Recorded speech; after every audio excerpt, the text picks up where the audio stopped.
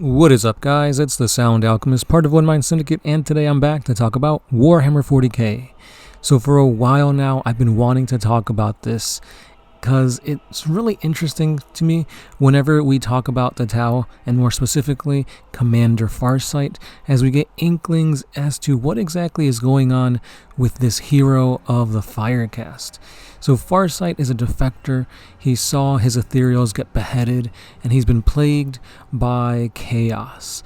More specifically, in the Return of the Primarch campaign books, we actually got a whole campaign book centered around Commander Farsight, and we learned that Farsight has been plagued by the visions of Khorne. Khorne, the god of murder, has been keeping his eye on this commander for quite some time now, and today we see him have visions of what could happen to the Tau in the near future. So without further ado, guys, let's go ahead and dive into what it means if the Tau fall to chaos.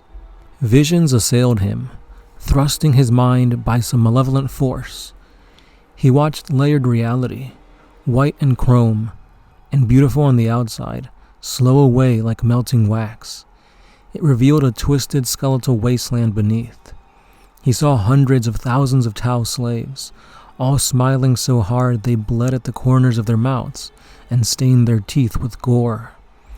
They were bound in glowing chains to the hands of headless giants, massive robed behemoths, several hundreds of meters in height, who dragged their slaves like rag dolls through the wilderness of broken glass and grasping, snarling horrors. Hundreds of smiling Tau died with each giant step, but always there were more to replace them, pushed out from tube-rigid carousels that protruded from the ground. Each infant was prepackaged and shrink-wrapped, its birth call somewhere between a shark's egg and a rations packet. The tiny Tau within struggled to get out, ripping their calls with shaking fingers. As soon as they shucked off their translucent coverings and stood up, a beam of harsh light burned down at them, its intensity peeling back their eyelids to force itself into their minds. Getting larger and older by the moment, the Tau youngsters drooled and then grinned. They picked up the chains from the corpses trailing in the dust, unclasping them, only to close the collars around their own necks. In the middle distance, vassal races of all shapes and sizes were branded like cattle by empty battlesuits whose gaping control cocoons dripped with blood. Those of the slave races that dared break free from the processing lines were then blasted back by killing plasma, each double beam shooting out not from weaponry, but from the sensor optics of the battlesuits that herded them into the throng. Farsight blinked, his mind reeling. The capital world, Tau, was beset by the ravages of outright war, its elegant towers toppling into red-lit fung of smoke and flame as crimson skimmers and battlesuits rained down fire from above.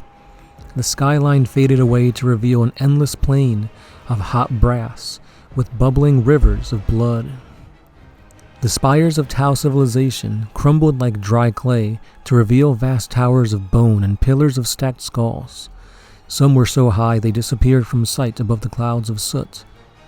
The roar of distant battle clamored on the edge of hearing. In the foreground were groups of Tau divided by caste, as in time of the Mount Tau, each group clad in the colors and raiment of their original tribes. They no longer stood united by the greater good, but as deadly rivals, shrieking their hatred at each other as if possessed by a mania 10 times worse than that of the time of terror. Blood ran on the dry earth in rivulets. As Farsight watched, the little streams rose into the air, funneling themselves into the mouths and eyes of the Tau Firecast to drive them into a frenzy. Farsight saw himself amongst them. He was clad a warrior king, a crown of bone protruding from his brow, screaming in triumph as he throttled Oshasera with one hand and Okais with the other. He blinked again. The vastness of space glittered, cold and uncaring, broken only by the impossibly vast hexagonal structure around a hole in space. On the sleek arcology before him, a crowd of Tau cried out in pain, as some manner of grotesque fungus burst from their limbs, then torsos, then their mouth and eyes, the odd growths stretching up to intertwine into a throbbing, pulsating mass of plague-ravaged flesh that leered down at him.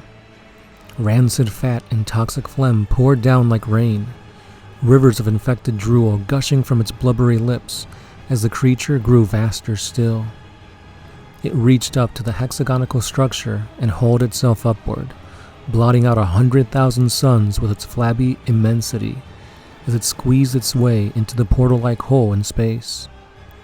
Somehow Farsight knew that on the other side of that hole was the cradle of Tau civilization, and that the godlike creature pushing its way through could no more be stopped with military power than a creeping, invisible plague that could be stopped by a balled fist. A landscape of tortured, inflamed flesh stretched out into the distance.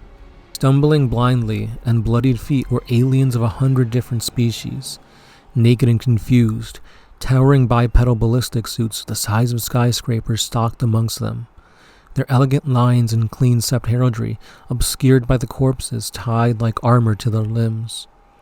They were piloted by nothing more than necklaces of brains held in strange glowing spheres. The giant machines called out fragments of phases that Farsight recognized as the incentive of the watercast, each carefully crafted sentiment and cunning entreaty punctuated by the same bellowed refrain: join or die. Where the aliens ran from them, the ballistic suits opened fire, obliterating those who rejected them in sudden firestorms that turned them into ash in the wind. Where the inductees simply cowered, the Tau giants would catch up to them in clawed hands, then hold them close to their anatomy, where they were bound by living chains to form another layer of fleshly armor over the pristine alloy of the suit itself. The screaming of the victims bound to the titanic battlesuits clawed at Farsight's mind, a symphony of pain that pushed itself into his soul.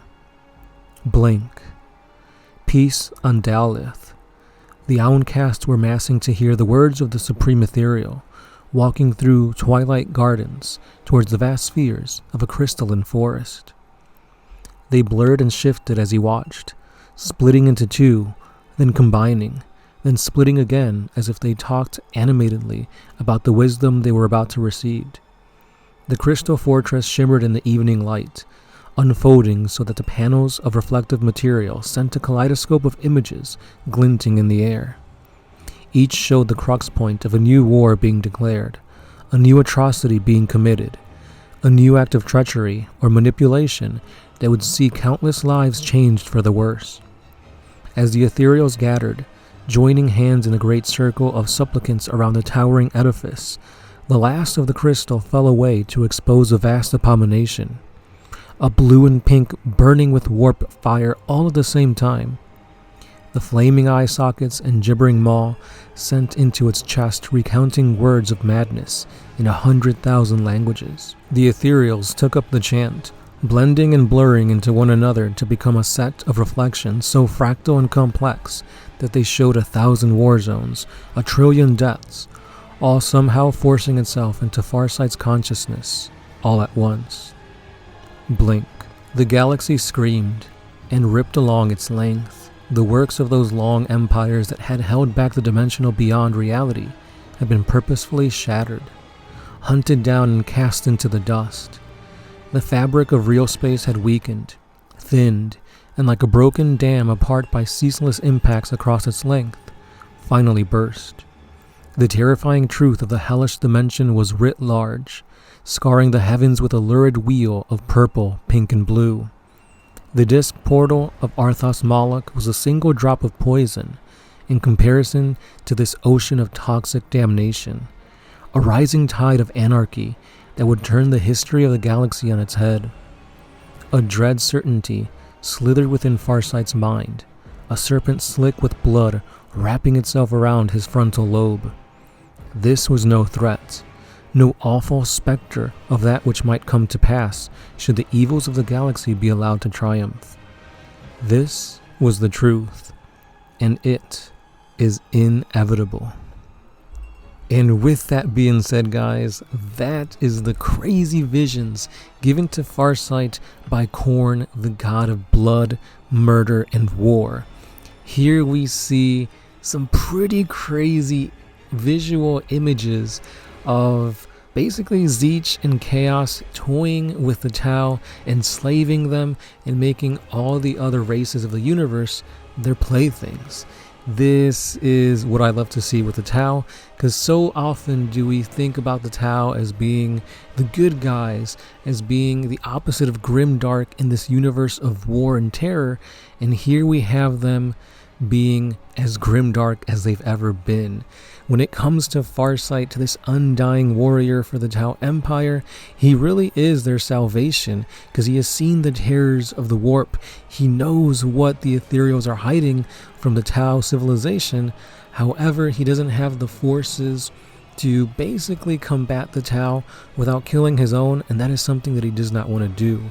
However, it seems that Khorne is tugging away at his psyche and forcing him to realize that all of this, everything that he sees, is inevitable. So let me know your thoughts down below. What did you guys think about this excerpt from these campaign books of basically when the lion was returning? So let me know your thoughts down below. Again, if you want more Halloween horror themed videos, stay subscribed. We've got them coming all month long. Check out the playlist for Halloween 2024. And as always, like, comment, and subscribe. Share this video with all your friends. And this has been the Sound Alchemist, part of One Mind Syndicate. And I'll be seeing you guys in the next one. Peace.